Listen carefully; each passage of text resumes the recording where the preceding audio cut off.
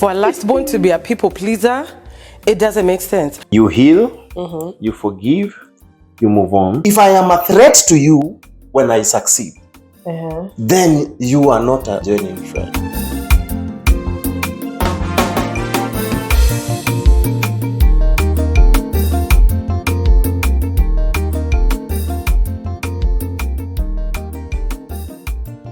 Welcome to Fire and Spice Podcast.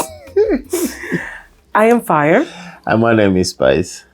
Is that your name? Is that your name? My name is Spice. Okay, Spice. Mambo. Poa. Sijui unataka nijiite aje na mimi nishakwambia jina yangu. Why do tangu tulipoachana hapa kwa hizi viti juu sasa tuna couch. Maisha yako yanaendelea aje? Si mbaya, tuliacha hapa kamewaka. Ewe. Unanunua couch lini? Next episode I think ni January. Guy, tunakula Christmas bila couch? January. Wachana na hii Christmas iende hivyo tu bila couch. Acha tuteseke tu hii mwaka ishe. Kama unaweza guzwa na Mungu. Buy couch. I would appreciate. Because of so many becauses. Because you anywho's. Whatever we were talking about in the last episode, if you haven't watched it, rudi kwanza nyuma, wendo watch alafu rudi hapa, tutakungojea. But if you haven't watched it, whatever we were talking about in the story, I thought to take credit where it's due. We were listening to a video. Go on YouTube and look for it. Apostle Isi Iganiba was talking about it. It's titled A Man's Wife. Am I a wife's man? Wife of a man. Wife of a man. Yeah. So this is why. Wife of a man. Go on YouTube and listen to it. Alafu sasa ukuje pia wewe tutakungojea wendo sikilize. Alafu sasa ukuje with your enlightenment and deep. Tuliamua tunaenda deep hapa hivi. We dive deep. So urudi, go listen to it. Alafu sasa urudi tunakungojea. To dive deep into it because I feel like we're a generation that is out here paying for mistakes that we don't even know. Yeah, we don't even understand. Like hata hatujui kabisa. We really don't. Yeah. I thought about it after our last episode about, I have a cousin. Well, I'm talking about you. But she knows about this because we have talked about it. But for the longest time, we thought she was our aunt. Because she lived with my shosho. So until now, I realized, now we were grown, we realized her and my other cousin are sisters. Like, she was born by the mom, and then she was left at my shosho. Her mom got remarried somewhere. So to now, they are the family that we knew were our cousins. So for the longest, even Sister Ake, like they all thought she was our cousin until we grew up. And then we're like, oh no, she's our, no, we thought she was our aunt. Kumbe ni cousin yetu. But I watched her and we were talking about this, about how things like that. Like, she didn't have a horrible life. Like, our grandparents were really nice and all of that.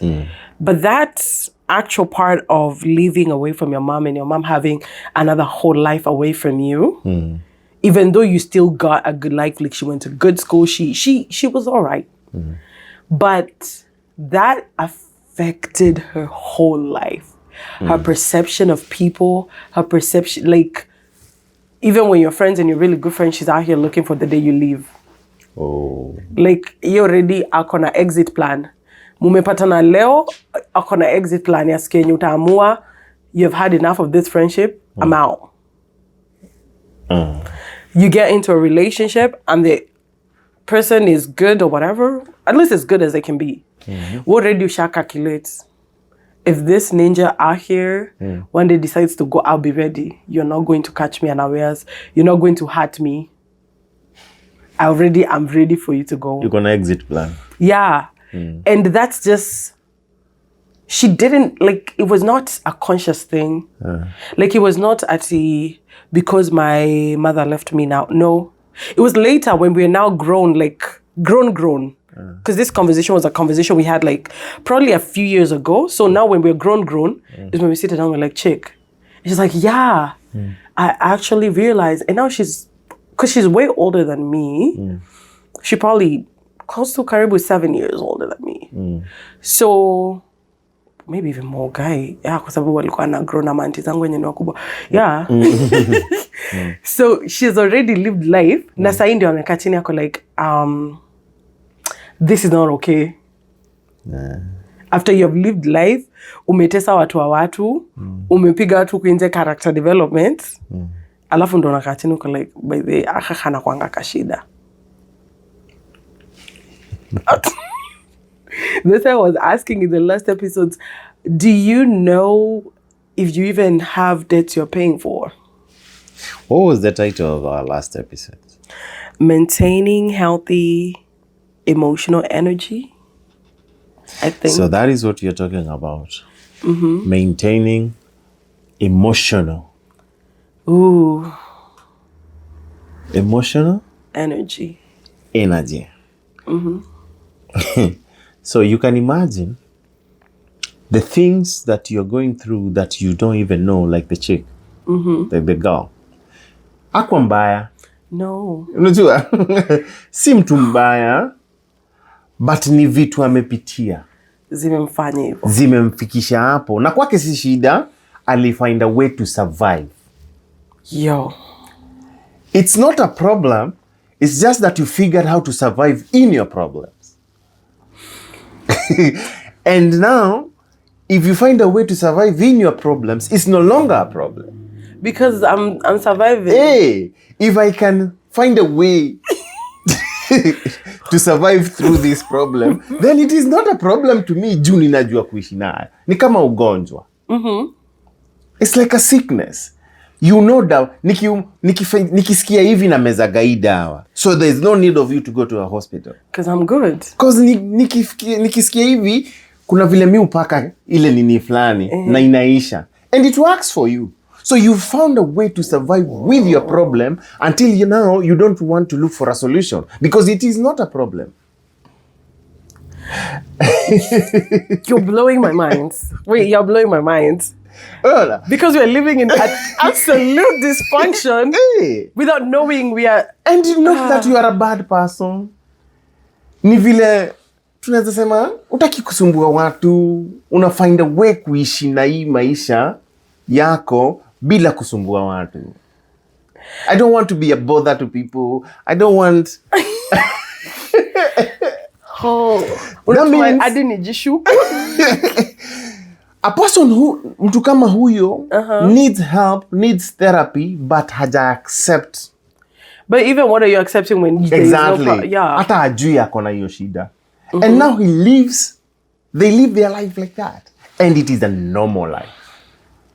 You don't know how many people you hurt out there with the way you are trying to survive with your problem. You don't know how many people umeumiza. Now, you don't know how many people umewaacha na madeni. So, I'm out here wounded. I've learned how to survive with my wounds. Doesn't mean even my wounds are healed. They are not even. They're just bleeding everywhere. Everywhere. So, I'm bleeding on all of you. To everybody. But me, sina ubaya. Na si ati una bleed hivyo juu you are being mean. Sina hata ubaya na wewe. Imagine una ubaya. It's just a way to survive. How many of us are walking out here with empty emotional tanks? It's umepiga watu character development kwa sababu ya vile umezoea kusurvive maisha yako. You've been hurt before. You've known how to survive that hurt until now unacheki you them. Ako na exit plan already akienta. I think it's a conversation if it doesn't work, I am okay. If it works, I am okay. You have learned how to survive that. I think and it probably is, it's been years now. And I think it was, I don't know what you did. And... Shush. Sikupeani. I don't know what you did, and we were fighting about it. And I told you, stop punishing me for other people's mistakes. It wasn't even me. But now that you're saying it, I'm like, you were not, you didn't even know it until I pointed it out. Yeah. You were not intentionally like being malicious. To me, it was not a problem. Yeah. Like you're not even intentionally like, you leo ndamuonyesha. Akili yako hata iko hapo. Me na survive. Hey. It's a tactic to survive through this. But it took me years to realize you are not being a jerk. So imagine how many people are here are absolutely wewe umekaa unaangalia unaniona nakuja unaona tu hostile Yahoo incoming tango unainua ya mighty Kerobosta RPG rocket propelled and I'm like it's a friendly I am on your team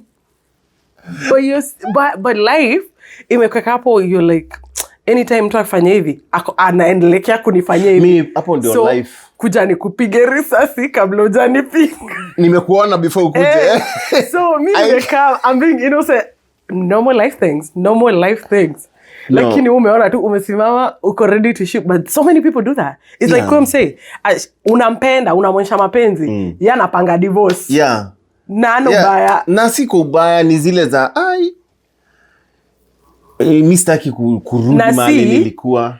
It's not that umemfanyia kitu. Ni kwenye ukichoka, I will be ready. In fact, niko ready before uchoke. Yeah, I am ready. The day you feel like you're ready, me I'm already ready to let you go. Na hivyo ndivyo watu wako. Na anakubali kubeba blame yote. Like hata sina ubaya bro. I knew this day was coming. Nilikuwa najua. This is it. Nilikuwa najua mimi ndio niko na shida. Wewe hata umevumilia. Like I'm already blaming myself because I have. Let me tell you. Okay, Jume, let you story wacha tu nipeane hiyo example yangu. Mimi my background roho yangu imekatokatwa hivi. Imechinjwa. Ulikuwa mbeleka kwa butcher? Imechinjwa so. Nika find a way to survive. Na kufind a way to survive nikiona hizo triggers ninainua karabo ndakulipua kabla ufike juu nakuona na wewe umekuja kuhug tu vizuri like na mimi nimekungojea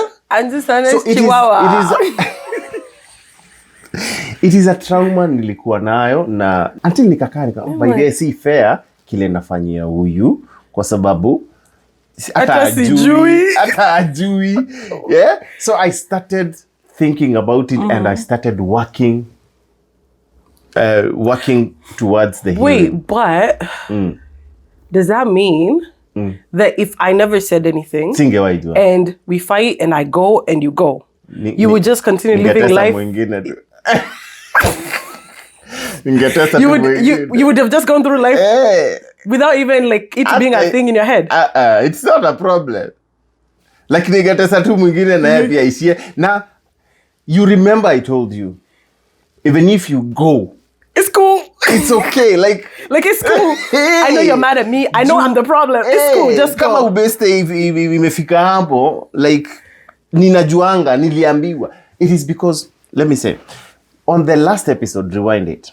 On the last episode nilikuwa nimesema there are 3 gates that when you open whatever gets into you Nivo the eyes the ears and the spirit. So mimi it's from kitambo. You can imagine you're growing in school you hata math au shiki vizuri mwalimu amekwambia you already good for nothing. Yani already ashakwambia you're good as a kid. You grow up knowing you are good for nothing. Hiyo unaibeba. Unasonga high school. Unajaribu sijui nini. Unaambiwa wewe you will never amount to anything. You grow, unamaliza, unaenda job. Unajaribu kutrainiwa, you don't get anything. Why are you so down? It gets into you. You get unapata dem. anakuonesha ulitoka wapi wewe, ng'ombe. Hii ni ng'ombe ya wapi, and then you grow with that relationship ends. So you're just there all your whole life. It's just hizo zote una consume ni vitu una consume. Anaishia a second relationship, you get to unafika place hata unaoa with all inakataa. So you end up like, mwalimu aliniambia, my dad aliniambia, my mama aliniambia, hata hao aliniambia, so si hao wako na shida. So you accept it and you find a way to survive into it to an extent where you now lower your ego. No matter how smart you are, kuna kazi unajua huwezi fanya. Hiyo ni watu wako na akili, ni watu wamesoma. Ushajitoa. Honestly, like you already put yourself somewhere na ukajipima, I cannot go beyond this. Ushajisetia ba. So kazi utatafuta ni za derewa mat, makanga, na tu biashara utajaribu kufanya ni kuuza nguo, which I'm not like you will never hit your greatest potential because you're already ushamboa, you are just nothing. So you just find a way to survive of in your situation, in your nothingness, in your good for nothingness. You survive into that. To an extent where even in a relationship, them utakatia, ushajichuja, usiwezi, unaeza. Ushajitoa. Wait, pull up. So, when in your mind, even if I was the one that had wronged you, we bado ungekuwa tu like, I'm the problem. Mimi ni shida. Like hata ungenifanya nini? I knew I am the problem. Ningejua ningekugaslight. So singekubali. Mungu anakupenda. I would have gaslit you. If I knew, I'd be like, ni wewe. Ushajitoa huko. Like, you know, unaweza katia udem, unaweza katia huyu si level yangu. To get for me. So ushajitoa. Until now, ushajimalizia hiyo baya yako na ukamaliza hiyo story. So you're just cool, living life, surviving. And now you are already comfortable in your survival mode. Yeah. Until you can't think zaidi ya your box. Beyond there. Na uko na potential kubwa sana. Because everybody wamekuja wamekuambia hivyo and you have accepted that. Me then, before nitoke to that situation, it is when I think you are the second person. Especially kwa job. Because mi niko hapa juu niko na shida. I want to make this money. So I don't care nini mnafanya nini. Mi sitaki kupoteza hii job. I work myself out. Mpaka wasee wana jam. Lakini mi nafanya hivyo juu ya hiyo umaskini. Mi ninajua nikipoteza hii job, I don't think ninaweza pata job ingine. Of which hata job yenye niko, kuna wasee wanauliza, huyu ni nini? Anafaa kuwa place kubwa sana, anafanya nini hapa? But you just, okay, at least I have a job. At least I have a job, I can survive, I can do this. Ninaweza fanya 1, 2, 3, niko tu sawa. But kuna mtu anakufish somewhere, akikuita mpaka unaona ni kama anataka kukusacrifice. Huyu anataka nipoteze hii kazi, aende anitese. Na anakuita, genuinely ndio anajua uwezo yako. Na maybe hata shawak na. Mimi kuna wase wameniitia places, wamewak na mimi na nini, na wanajua kile naweza fanya. Mimi nimekataa kutoka mahali niko kwa sababu ninaona nikipoteza hii. That's the truth though. You've been doing nikipoteza hii. Na umse anashindo, ni nini? Yeah, what's your problem? Bro, you can do this. It is because of those family. Hauna mse wa kuwafahamu. Because hata wewe mwenyewe ushaji accept. So until, apart from my mom and dad, na my families, like my sister and brothers, like they would see my potential before. Kuna wengine walikuwa washanitupia mikono. Zile za wachana na huyo mlevi. Bado ushapewa jina. Wachana na huyo whatever. Lose that. The only person mwenye hakuwahi nirushia mkono ni madhe. So mom was like, I know you, nini na hata ni affirm and everything. Hata kama this is not your place, kaa hapa, ushikilia hapa, unaenda places. Unajua? And then a pastor, one of my friend pastors pia, na then you. Na hata wewe tulikuwa ni vita. kama saa hii kufanya hii podcast is one of my healing. Because me niko najua I cannot speak good English. See, this is why you need to buy the couch, because I'll be helping your life. I knew kuna wase, sasa nishajitoa, kuna wase wanaongea kizungu kuniliko, kuna wase wamesoma. It was already a whole thing between us. So mimi nikajitoa. Mi siwezi jaibisha kwa kamera. Who said we had to be talking in English? Well, who said?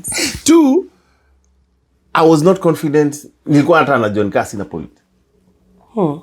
Ni zile za, mimi ndaambia watu nini. But you always be talking. Lola. So na mimi ndio nayapa hapa. So, but what I'm trying to say is, if you get somebody who can affirm you. Nikanasali. What did it take? Because it sounds like sasa wewe ndio mimi ndio sasa wewe ndio answer. For example, wewe ndio answer ya kutusaidia kutoka kwa hizo mashida inakaa wewe usha overcome. But what did it take for you to first of all identify like, okay, this is not the actual person that I am. Hizi ni matrauma zangu nimebeba na madeni nalipa sifai kulipa. And what brought you out? Like, how much fight and work did you have to do to get out? Let me tell you. Everybody knows kama mimi, okay, wacha nisiseme everybody. Let me say me now, kwa sababu umeniuliza about me. I knew who I am, but I never showed anybody, and I never wanted to show anybody. Because I'm scared of being myself, I'll be judged. Oh, so you just, it's there, but I'm hiding but I will not give it out because kuna wase watasema nini. I'm just scared of how people will take it. For example, nilihubiri place, na before nihubiri nilikuwa nimekataa sana. So I was pushed to do it, and when I did it, nikafanya poa. The response was good. But before I got there, I knew I can, but nilikuwa na hiyo uoga. Yeah. Unaelewa? So nikasema, it is better I don't do it nijaibishe. Wacha nikae na kile nakaa nayo. So I knew who I am until to a place where nikijitoa, nijipeleke mahali, ninajua I'm not supposed to be here. But I'm here. Because I am here because I want to fit in. Because if I be myself, I will not fit in. So we actually do know who we are. We just don't want to deal with this person we are. Yeah. So acha nikwe hivi venye mmenizoea. You might be rejected. You will not fit into what you are. Getting your, unajua tumekuwa tukiambia watu, find your tribe. Pause. Wengine tunaogopa kwa sababu if I be who I am, then I'll be rejected. Maybe. You don't want to go through that. So, naogopa rejection. So, I better act and fit in. And nifungie who I am. Na nikuwe kwa hiyo survival mode. And it's easy. And people know the mask that you wear to fit in.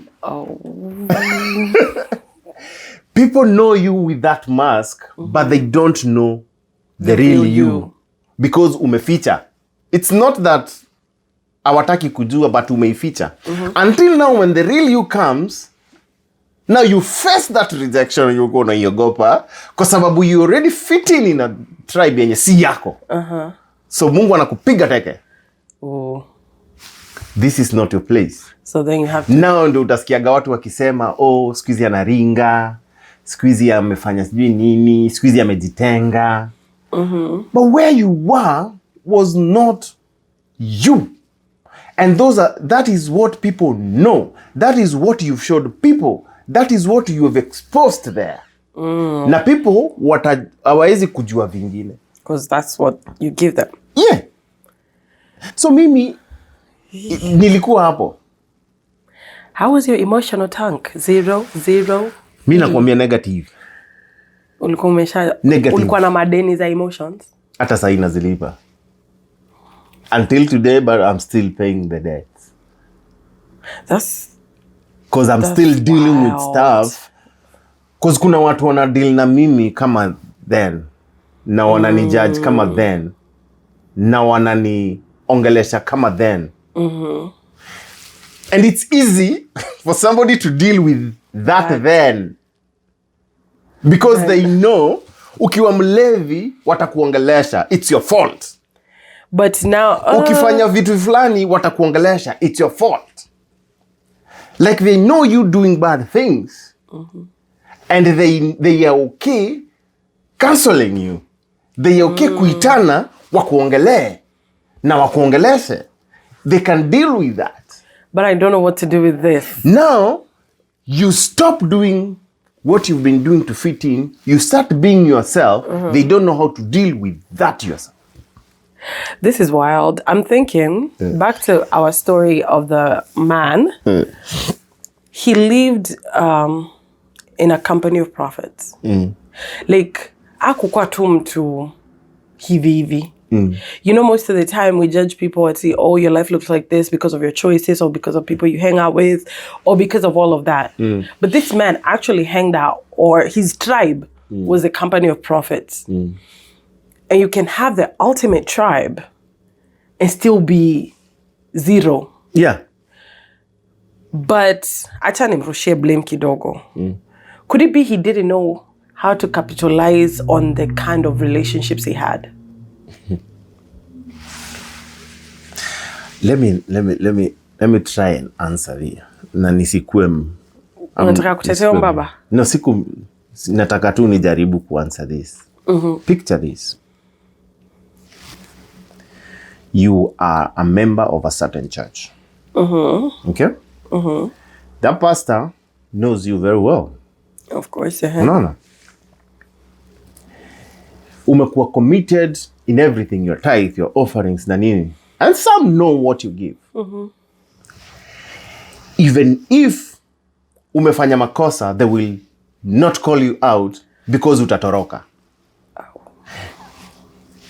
Na ama utahama church. So, even if they will tell you the truth, they will spare it pole pole watai sugarcoat. Ndio usihame church. Mabeste, wewe ndio unatoaga form. Tukiingia place wewe ndio unabuy. The same way you did, mother amekutumia do, wewe ndio unabuy. Hakuna mse atakuja akushow ni aje, whatever you're doing is not good.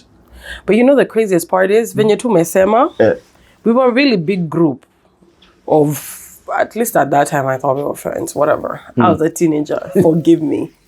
But there's only, I want to say only one person in the whole group who actually took time to know the real Catherine. And she didn't come from like a rich background. Alikuwa ametoka mbali. I think alikuwa ametoka Ushago au Meru, akakuja kwa sister yake Nairobi kusoma. So but then the sister was not like really well off, so she had to go komwa a house for herself. So she had this studio apartment with only like a mattress and everything. So she couldn't invite people because, you know, like sasa the people sasa ni mimi watu wa kufanya sijui ma what ama watu wenye wanaishi Karen B in the apartment. So na alikuwa anatoka shule anaenda all the way in race course to her small place. So me one time I was like, I want to go see where you live. So she's out here thinking, oh God, huni mtoto mwenye anakuanga kwa kitu baya mavitu.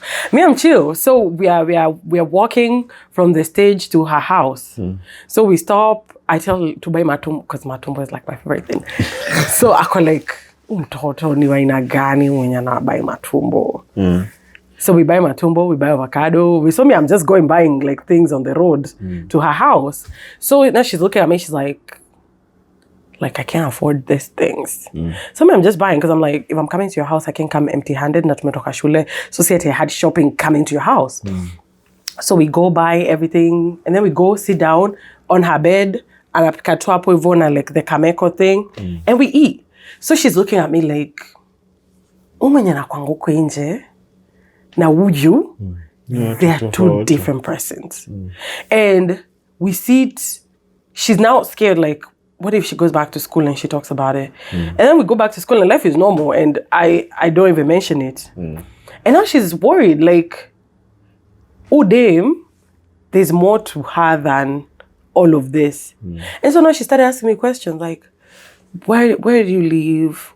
What about your parents? What about... So now she's so beyond the mask.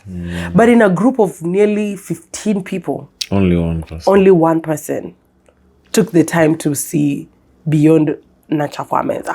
Sometimes hata hakuna mtu hata huyo mmoja akuagi. I remember in Nakuru, I was brought up in Nakuru. So hiyo mtaa influence tu inaitangwa aje? Peer pressure. Peer pressure. Ndio hiyo nilikuwa natafuta hiyo word. Peer pressure. They will, I think nishaipea na story kwa episode fulani, but ni sawa. They will just do stuff. Vijana tutaenda juu hatuko job, tuko nini, so tafuta nini kitu ya kufanya. And that is why hapo ndio hii story ya wanaitaka katuanga ama ase katuanga ama ase wa kuiba na nini na simu. That hapo I'm looking for the name, whatever. Na hao na hizo. Yeah. Sasa yetu ilikuwa kwanza ni kupiga na ngeta. Tutaamka tu usiku saa 8, nenda tunajifanya jogging. You just out here waking up in the middle of the night to be ambingo. Nenda unapiga na ngeta, umerudi home. Why are you do... Me personally, the way I was brought up, sijalelewa hivyo, but I wanted to fit into this group. So mimi nilikuwa najikuta tu niaje tumeenda for no reason. Si ati hata na shida do, si ati hata nini, because mtaa kama hizo kanyumba ni kadogo. So when you grow up, nika hata wocha pia as a man, when you grow up you have your own like kasimba. Kanaitwa kasimba. It's the same way. Umefikia miaka fulani unahama, unaenda unakomboa kahao kako, so unaanza kukuwa independent mapema. So that is how it was. Na hiyo kukuwa independent, unatafuta way to survive. Kuna vitu unataka kukula, hauna do, una job, hauna nini. So unakuta na group yako inafanya hivi. Mi kwanza nilikuwa na kirende. Na hao wanafanya hivyo cause hata number one, they never even stepped in a school. Oni mse alifika form 2 class 2, school fees ikapotea. Mama yake akamwambia wewe endo jitafutie at class 2. Wewe umesoma, umemaliza and then you come home, peer pressure. Umekam au ndio unakutana nao. Mse mwenye hata birth certificate. So you're out here in the streets just doing this for the sake of it. Sasa later ndo nilikam kufikiria vitu kama hizo. So vitu wanadu since you want to fit in, and how your childhood friends mmezaliwa nao. So whatever they do, you join in. Tunaenda kupigana ngeta. Inaitwaje mob justice, kupigana mob justice. Niaje group fulani mtaa fulani naleta ujinga. Niaje kujeni hockey stick ama whatever tumechukua na watu walikuwa wamebeba hadi mapanga. Tumeenda kuvurugana.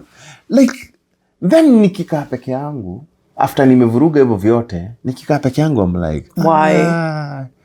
Mimi ndio naishi maisha. Why? Who will my dad be proud of me akiona vitu akijua vitu nafanya? Alikuwa anajua but hajainiona. And I will come home pretend like something hata zingine hata utaona kwa news and you are part of it. Na una pretend hata ni kama haujui, innocent. So I wanted to fit into these people, and I will do what they are doing, knowing it's bad, knowing I'm doing something wrong. Mali niliamkia ni wakati ikakuwa kitu kubwa, until ikakuwa ni gang, until now ikakuwa big deal, tunahantiwa na polisi. You're committed to your problems. So hapo ndio na niliamka kwa sababu people are dying. Somebody is shot. Amepigwa na mob justice, amekatoka, amepigwa, amechomwa. Wengine mpaka wa leo wako na hizo mamarks. Then hapo ndio niliamka. I'm like, this is not me. Now, wacha nikue me. And when you become yourself, they shed off.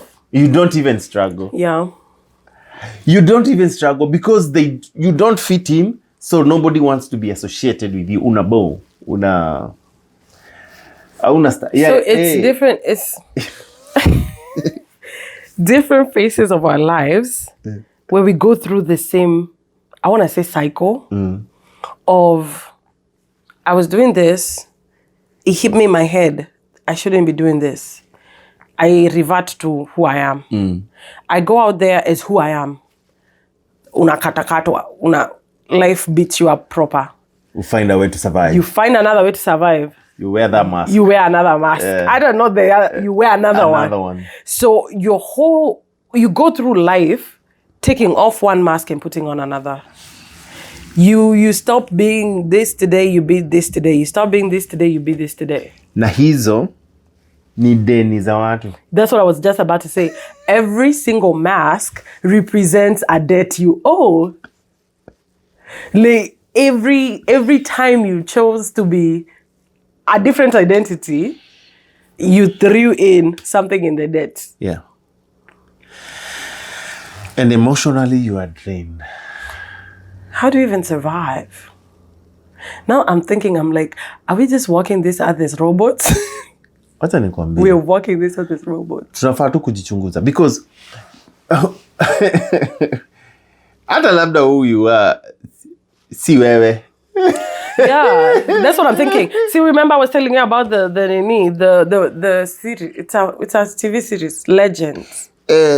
Of this man that was undercover and had too many identities until they all fractured together and he didn't know what his real identity was anymore. So he's just walking asking everybody, who am I? Who am I? He didn't know. You see, I had a friend amekuja. Wacha niseme friend. Amekuja, nisijajiwe. Amekuja na I'll find a way to survive. Umekam. It's a status thing. It's a status thing. Before vitu zako zikae vizuri, you have to work. You have to survive. So ikakuwa ni find a way to survive.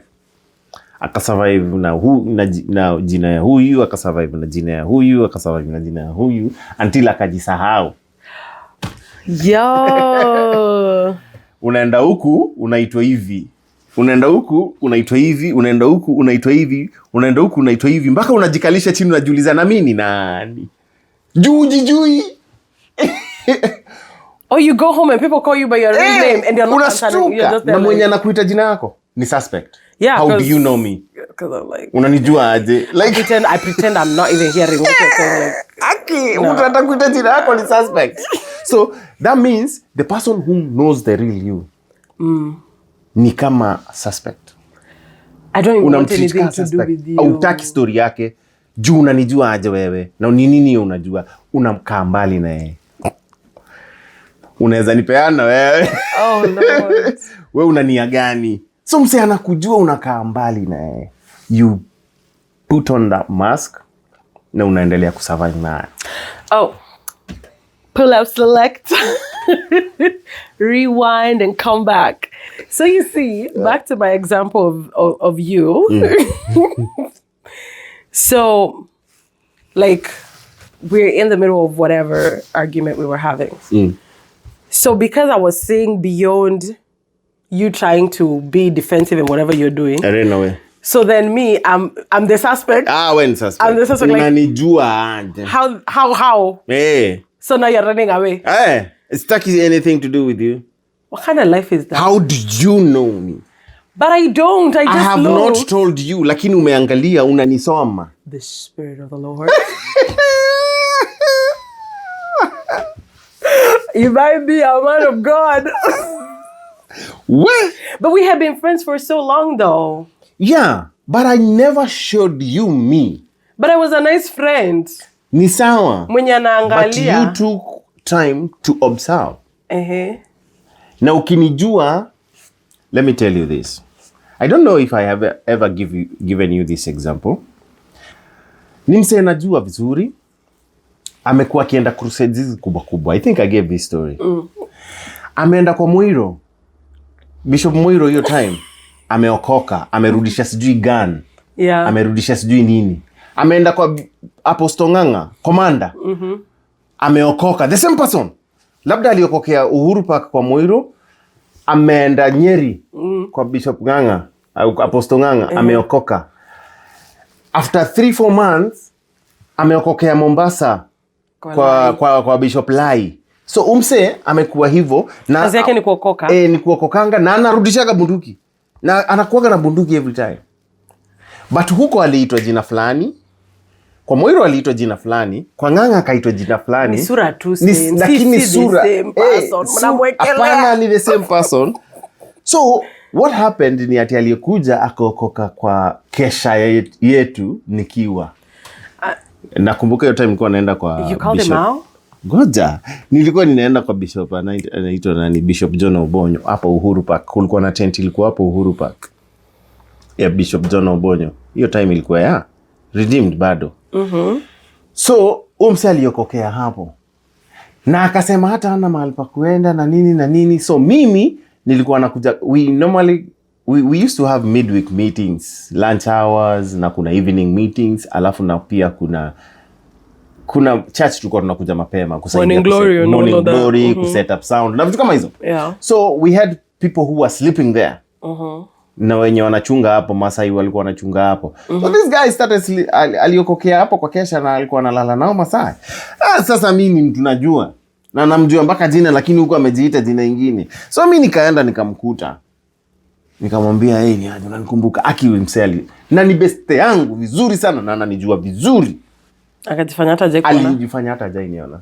Mimi unanijua. Na kesho yake morning hakuwa hapo. Because nimejua identity yake, he ran away. It's like a thief. But look, amekuja na mask. I'm seeing to save you. How? Mi sioni hiyo. Mi naona danger when you know the real me. I see danger. You are exposing me. You want to expose me. Where? I see danger. I don't see help. But I'm stretching my hand. For help. You are very nice. Stretching hand kunisaidia. But is that what I see? I ran away from help. I'm running away from help. Kwa sababu hii help, uko na identity yangu. How genuine is this help? So everything is suspect. What kind of life is this? It's a very bad one. So I better be in my survival mode than be real. And in that effect, that's how the man died. Yeah. Because when you keep shuffling through life, through all this, your whole life is a fight or flight mode. So you're always scared. You're always ready to fight. Your body gets tired. Your emotional tank is empty. That's the word. You drain everything in yourself. You drain even your desire to fight. You're like, I don't even want to fight for anything, even life itself. And you die. And guess what? Even us who caused you to die, we will move on with life. Because when this woman's husband died, she didn't sit there and say, if he has died, I will die too because I have nothing to do. She started to figure out a way to survive and keep up with the life that she had. And the crazy part is, and when I was listening to that thing, this is like my worst part. Benye mimi niliambia mwana msikilize mkuje na mareve zenyu. So I'm waiting to hear how you guys got it. But me, this was my worst part. Debt is deficiency. Na mtu akwa na one deficiency. He had a lot of debt. So he had too many deficiencies. And this woman had the ability not to just keep them stable, but to be in overflow.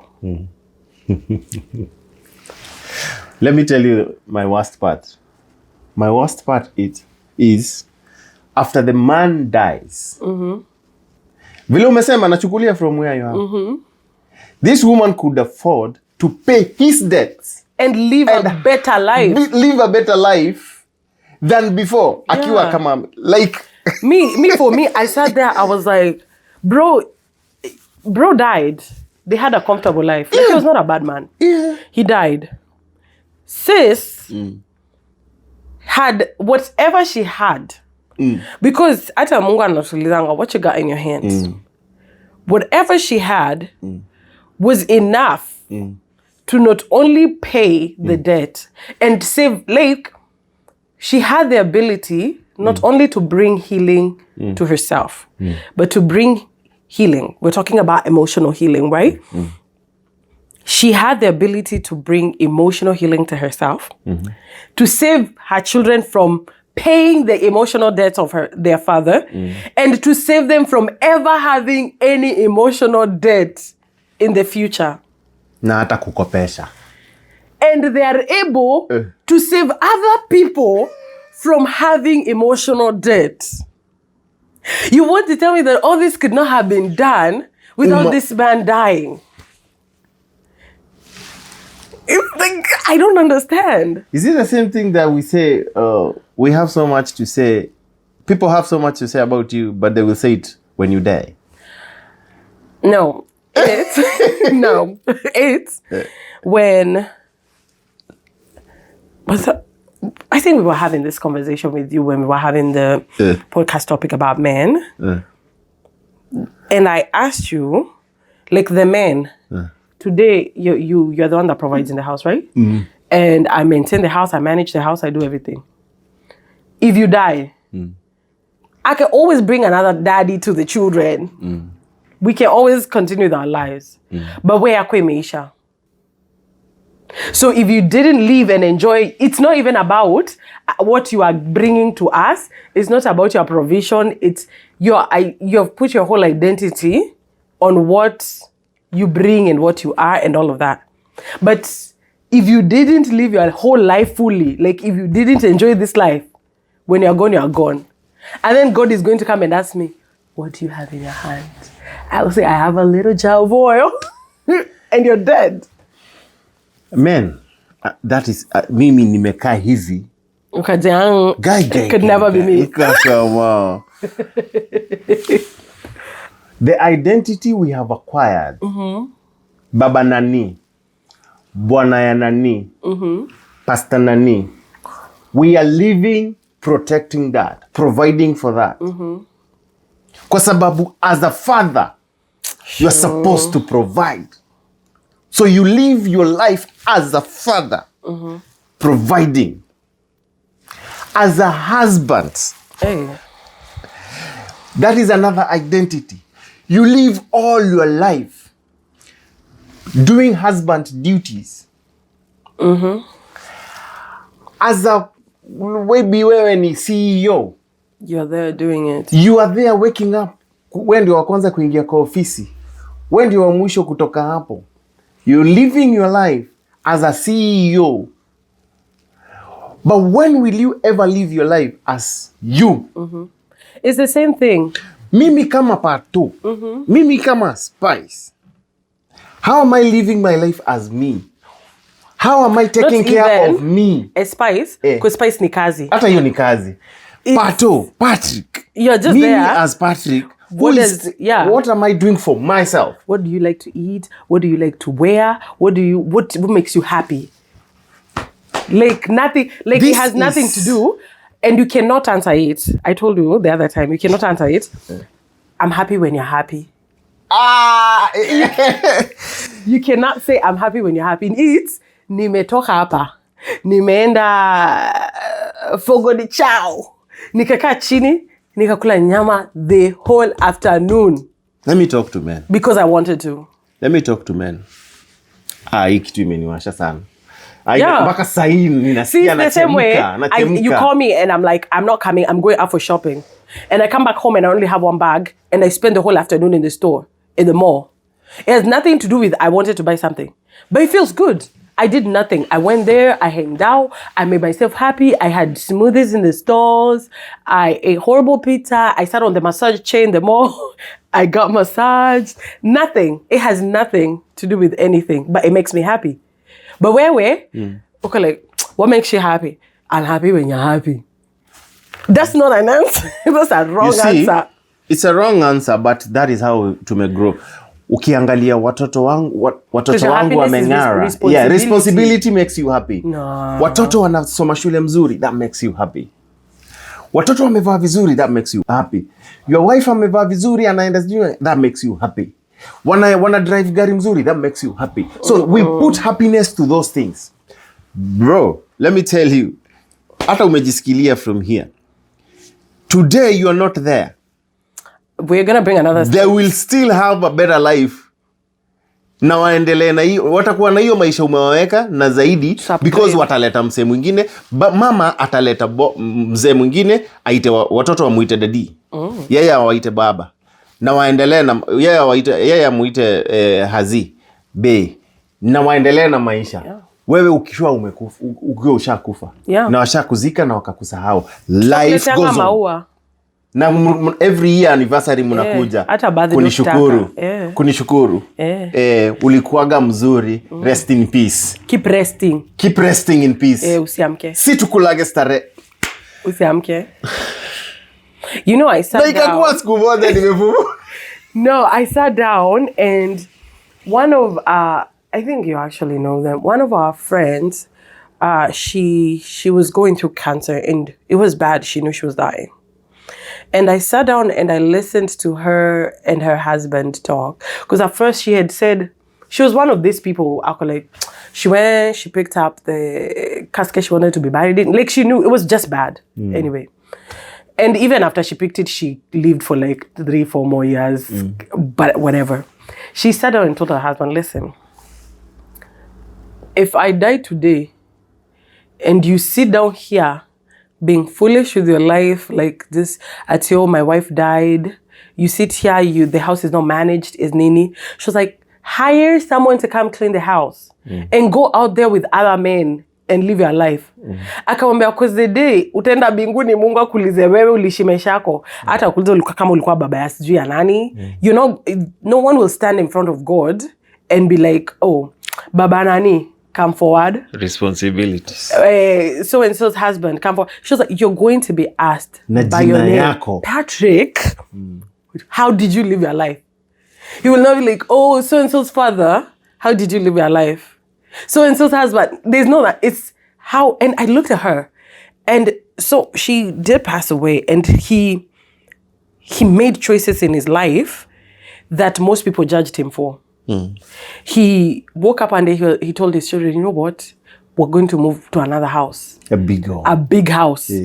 We will have extra bedrooms just because we will have extra bedroom. Because I go to work and I can afford it. And he went and got them a house. He went, like, he took his kids to, he did, and everyone was like, oh, this man, he's in grieving, nini. Until one time I just sat down and we were talking. I was like, how are you handling life? He's like, Catherine, the day you realize this life is yours alone. And even as sad as I am and as I'm going through grief, I will still be asked about my life alone. You cannot live a bad life. I go like, now I get happy. Nimetoka tu kazi. Nakuja kwa kinyumba kiangu. Kiko na maviti zenye mimi napenda. Nakapo naona TV yenye mimi napenda. I do not care if you all talk about me. I don't care if you say, oh, I moved on with my life. Oh, I sacrificed my wife. Oh, I did anything. Ongeni. But me, I will live my life. I sat there, I was like, this should be normal. That should be the normal one now. Like your norm should be you go to work. Men, hii ina affect men sana. Because you have embodied responsibility. We are most, responsibility more. When you go get a dress for your wife, get a suit for yourself. When you go get a shoe for your kids, get a suit ama nice jeans for yourself. Yeah. Hiyo kiatu yenye unatakaga kuvaa, be the first one kuvaa before mtoi wako avae. Hata jo watu wanavanga vitu. Mtoi akiona dadi amevaa atataka kama ya dadi. Vaa kwanza mtoto aitishe kaya yako. True. Ngara vizuri, bibi yako atake kuvaa kaa hiyo kolonu unatumia kaya yako. Like, take care of yourself that you will be the example of your family. Yeah. Live a better life to an extent where when your wife say my man, is not my man. Wakuendanga kufanya kazi. Wakuendanga yeye ndio punda. My man amejifanyia. My man, huyo bibi akitaka kupoint suti mzuri, ata point my man. But have you ever been, let me put this out there. Have you ever seen a flex of two healthy people together? That's a flex. Like, not I saved you from trauma and you saved me from trauma. It doesn't even matter what we have gone through before. But two people who have intentionally done the work. Let me say intentionally done the work, because I don't believe there are people who haven't gone through things. So fine, you've been through your things, I've been through my things. But two people who have healed and they're together, flex. No, ajalingi huku nje. It's a flex. Because where you will not feel guilty if you just go see a nice suit out there and you buy for yourself. For yourself. And I will come home and I will not ask you, why did you buy a suit before we bought? Haitakuwa vita. Umenunua yako yangu iko wapi? It's not a thing. You will be happy for me juu nimebuy kitu mzuri na kafiti. I'll just be like, okay, go put it on. I want to see how it looks. Like two healthy people together. It's like, okay, you bought a suit? Go put it on. I want to see how it looks. It's not a suit. Wewe kazi yako ni kununuanga suti na hata unaona vali tunaishi. Hata mimi dress yangu sijui ulinunulia sijui nini ya mwisho. It's just, you bought a suit. I'm happy for you that you're taking care of yourself. Or it's the husband that will wake up and be like, you take care of the house. Go take care of yourself. I'm okay being in the house. And don't feel like, ni kazi ya mama ama nini. We toka tu uende. Na uende na ukae tu hapo hivyo na wewe na si ati umeacha ukijistress. The house is clean. You can sit down and watch football or do whatever your thing is. And me, I'm out there doing my thing is. And you're not there with your trauma suspecting my wife went and I'm not in the house, wherever I'm. It's two healthy people living life. Yani, you can imagine. Imagine what kind of kids they will raise. Oh, they will raise very healthy. Kwanza emotionally. Yeah. Mentally. Those kids will be emotionally intelligent. Mental health itakuwa. Na utakuwa unampatia mavitu zako. Lazima usome baba. Mr. Cute seke kama mimi soma. Unamwonyesha hesabu unajui kama mimi ana wrong kwa sababu unamrusha matrauma zako zenye haziko. Man. Like I don't have to go like just because naweza ita majamaa kwa hao tuone ball yetu. Na nyinyi muende shughuli yenu bila wewe kukuwa na wasiwasi au wanaume nimewaacha kwa nyumba. Ni tabia gani? Yani it's not even a na thing. mimi ukienda sina wasiwasi cool. Ati umeenda wapi na mama umeenda nao hizo ni and then we come back home and have dinner story and I catch you up on my thing. You talk and it's just that. And you raise kids that are grown that are not paying your debts. Because my conclusion of this long story is when I was listening to that, I hoped for an ideal story where this man was going through a hard time, because we all do go through a hard time. And I appreciate the fact that he chose to provide. He chose to be the priest of his house, to be rightful by his house. But he was not well equipped in whatever. And I think that's why a woman is a helper. And she had something in her hand. So even when God came to change the situation, he just asked, what do you have? And so if the man asked, or if the woman offered whatever she had with her or in her, their lives would have changed. So most of us are caught up in our own trauma, in our own defenses, in our own emotional emptiness, that we don't know how to work with other people. I want to take from you without giving you. Or I am used to giving and not taking because I suspect everybody. However, whatever kind of a person you are. But think about if this story turned out different, where this woman and this man worked together. And the kids and all of that. But tunaishi dunia na madeni, the emotions. Emotional debts. That is what we call trauma, and all of and childhood trauma, adulthood trauma, old age trauma, death trauma. Life is traumatic. Life is traumatic. Traumatizing. And then you leave people your trauma to continue being traumatized by your trauma. So, hata mimi nitaenda kufikiria tu sasa. Nikaa hivi nikafikiria, if this man talked to the woman and asked her, what do you have? I think this woman angekuwa honest amwambie kuna kakitu hapa nimefichia. Kuna nimejifichia. But men, we don't. Because you want to be strong. Yeah. Hiyo ni yao, sijui hiyo ni ya kufanya nini. Sometimes men, we don't even ask. Hata tutaki kujua hizo chama zenye like anaweza kusaidia, but we don't ask because of that ego. So yani mpaka wanakompeshana nje, lakini tunateseka ndani. Because nje wanauliza, what do you have? Can you? Wewe ndani uulizi. Wow. You are here. You don't ask for help. You don't ask what do you have in your hand until prophet atoke nje akuje ulize, what do you have? A prophet came to a prophet's house to ask what the prophet should have asked his wife. Imagine. We finish. Wisdom will kill us. Wisdom will kill us. Thank you so much for joining us. Tumalizie. Mimi ndugu na dada, go subscribe. First of all, if you haven't watched our podcast, I don't know what you're doing with your life because tuko na wisdom mingi. Tuko nazo by mingi. And we are on Facebook, Insta, TikTok, YouTube. Subscribe, like, comment. Share, comment, tuma emoji, DM. Guy. DM to what is good? DM. And interact with us. I like to hear, honestly, I do like to hear what you guys say. Na inatusaidianga kujua nini tutaongea hapa hivi because some of us be talking a lot, but thank you so much for always interacting with us.